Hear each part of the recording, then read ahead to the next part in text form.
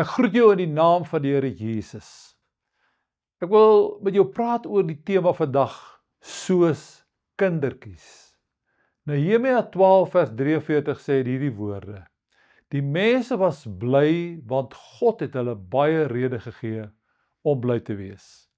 Om te dink dat God mense bly kan maak, trouwens bly wil maak. Terwyl daar baie redes is waarom mense bly kan wees, verbind ons nie dikwels vreugde met God nie. Baie mense het so 'n verkeerde beeld en persepsie van God en dink eerder aan hom as 'n pretbederwer. Nee, God is 'n blymaker. Hy is 'n vreugdeverskaffer. As jy eers daaroor begin dink en lees, vind jy uit dat die Bybel soveel as 427 keer woorde gebruik soos vreugde, verheug, blydskap en verbly.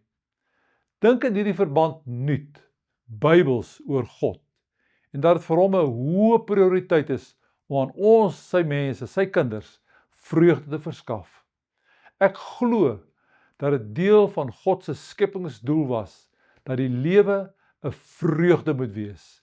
Jy hoef net na kindertjies te kyk, voordat hulle later in die lewe deur die sorge en sonde van die lewe getuister word. Het jy al opgelet hoe kindertjies spontaan en ongedwonge kan lag en speel en die lewe geniet? Dis ook opmerklik dat hulle vreugde tot 'n groot mate nie afhanklik is van hulle omstandighede nie.